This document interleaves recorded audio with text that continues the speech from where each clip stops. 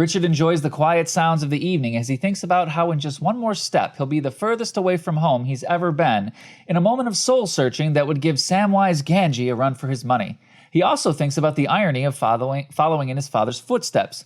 By leaving Westland to take the Book of Counted Shadows, he got back into the Midlands. Richard says, Adie, how are we supposed to know to believe we are in the past or the boundary? And Adie says, well, Richard, you better start believing you can believe you're in the past because you're in one. Perfect. Richard says that solves the problem of finding the past. What do we do? And what do we need to know to make it through? Adie points to the bones on her walls and says there are beasts inside which hunt the living. She says the beasts are also confused by the bones. They become blind to Adie because they mistake her for one of them.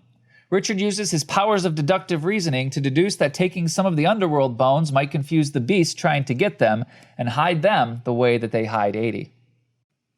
Adie says while they are traveling through the past, they can't have horses or stop to rest, and that wandering off the trail is just asking for trouble. Adie says there are other things inside the past which are also dangerous and uses the strongest warning possible to explain it. She says if they stop too long, those things will get them. Adie tells them that she goes into the past often, and with a bit of care, it's a safe place to travel. But one day she got tired and thought it was safe to take a nap next to a tree. When she woke up, she had a giant armored roly-poly wrapped around her ankle, slowly sucking the blood out of her. Since it had roly-polied itself around her ankle, the armor on its back was the only thing she could reach, and there was no way to pull it off. Adie uses her axe to try and get the gripper off of her ankle, because she knows it's killing her, but the armor around its back is too strong to remove in that way.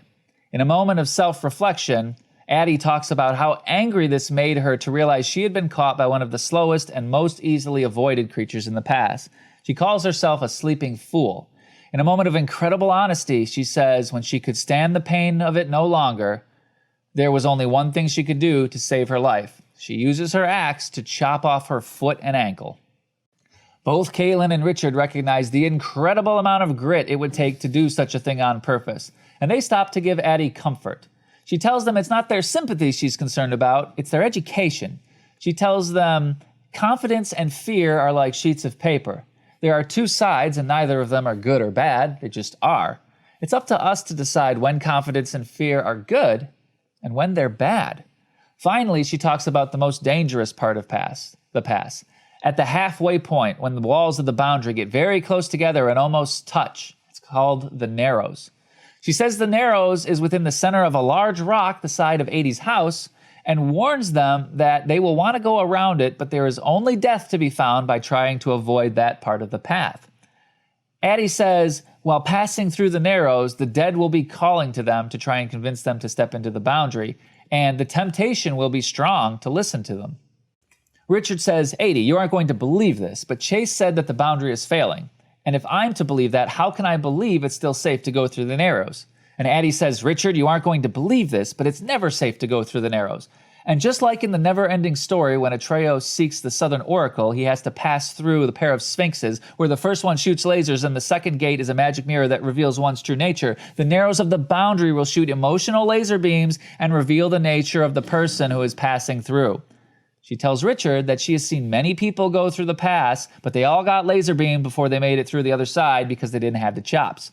Adie also lets everyone know that so long as the boundary is there, the pass must be there as well, and says so long as they help each other, they should be able to make it through to the other side. Richard asks, you said the Narrows were at the center of the pass. Won't it be night? How will we be able to stay on the trail and see? And Adie doesn't seem to have a problem with this because she has this fancy old nightstone that is just lying around collecting dust. Adie is very pleased to have finally found the right use for her nightstone and transfers ownership of it to Richard of her own free will. It's a black rock, and she says when a person has great need enough, they can take it out and it will give off light. She says it only works for the owner and only works if the person gave it to the last person of their own free will. She also mentions that the wizard will be able to use it to find them once he wakes up because he has the magic to find them. Richard doesn't feel comfortable taking Adie's glowing rock, and Adie tells him that everything has value in the right circumstance, and many things are more trouble in the wrong place and time. You can't drink gold and you can't add enough water to a situation to prevent someone from drowning. She does tell him that if he feels strongly about this, he can give it back to her someday, and she never sees her nightstone again, ever. It gets destroyed along with all of the other good intentions Richard has to return Emma's clothing and Chase's borrowed knife. Adie gives Kahlan a good bone necklace that reminds her of the bone necklace Adie gave her mother. She says that nothing keeps a person hidden from the beasts of the underworld like a nice bone necklace. Richard is feeling left out and says, hey, what about me? Can I get some boning around here? And Adie says, you lovable scamp, you need no bone, Hartlander. The beasts cannot see you. Richard realizes Adie can see his bone.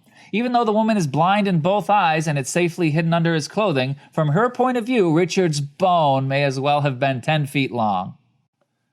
Adie then reaches out and lightly touches her fingers to Richard's bone. Richard really doesn't know what to do with Adie paying so much attention to his secret bone. And Richard thinks that's pretty cool, I guess, but he realizes that the bone his father gave him must be the same kind of bone that was guarding the secret book of Counted Shadows. Finally, Adie gets the hint when she sees Richard trying really hard not to show any emotion, and she lets the whole thing drop faster than a broken bone necklace over the top rail of a really tall staircase. Once Adie is finished fiddling with bones, she tells everyone to sleep now and she goes to lay down, but not before offering the use of her bed to her guests. Neither of them wants to impose, and they agree to use their sleeping bags on the floor in front of a nice romantic fire. Richard looks at his friends and knows he needs to go on without them, and he worries that the smartest man he knows might actually have had a good idea of what to do when they make it into the Midlands. He's also afraid of not having his friends there to make him feel better about being in a strange and new place. When the rain comes down, Kahlan's mind is completely on her mission while she stares at the ceiling and fiddles with her necklace. Richard looks at Kahlan laying stretched out on the floor, idly staring off into space, thinking deep mother confessor thoughts. The flickering firelight dances across the walls and ceiling, casting all sorts of red and orange-flavored shadows across her, while the rain gently pours itself outside, turning the entire world into a soothing white noise machine, punctuated only by the occasional crackle and pop from the warm fire next to them. Despite all of the very real problems he is facing, Richard can't help but be distracted by Kahlan's femininity. And it's all he can do to agree with her when she says she's sorry for having to leave his friends behind and hopes Richard won't think she made him do it. Richard is honest with her and with himself when he says she was right about that. There isn't much time, and he won't be mad at her for telling the truth. And while his words say, you, Kahlan, of all these things are the most important, his mind says, hey, that's a pretty sweet-looking neck you've got there. Someday I'm going to get you. Nom, nom, nom, nom, nom. Richard asked Kahlan's what that different language stuff was about when Adie was giving Kahlan her bone necklace. And Katie says it's nice to talk about giving a thing to her kid to protect it, but if she's being honest with herself, she doesn't think she's going to live long enough to have kids, because that's what she was talking about with Adie. And if anyone has been paying attention at all in these novels, they would have good reason to agree with her. She almost dies a lot. So does Richard. Kahlan says better people than her have tried to help, and they've all failed. She doesn't see how they have a better chance than they did, only that if they don't try, they'll have a 0% chance of staying alive instead of the almost 0% chance they have of staying alive right now. Richard does the only thing the symbol for integrity can do, and that is to double down on what he knows is right. He's honest about their chances and the problems they face. He recognizes he used his own free will to accept the position of seeker along with the sword of truth, and says that even if it kills him, he will give every ounce of himself to make sure that Dark and Raw killing him means wounding him so badly that he kills himself. And that is the Richard Cipher guarantee. Kahlan seems to appreciate the justice of a clearly executed double kill, and tells Richard that she made him feel better just by getting her to look at things in a different way. The next morning, Richard and Kahlan get ready to leave, and he gives the sorceress a message for Chase. He tells her to go on and get the army whipped up into shape, to apologize to his brother for not seeing him before he had to leave, and to tell his brother that he loves him. He also says if his brother's being an asshole and not listening, to take matters into his own hands and make sure the Daharan army doesn't roll over everyone without a fight first. If he can do all those things, then he can come back and meet up with Richard later. Adie says, no prob, Bob. What about the wizard friend? And Richard says, Zed's smart enough not to need a bunch of words to know what he should do. and likely knows from previous interactions that telling Zed what to do would be a waste of time anyways, because he always does what he thinks is right.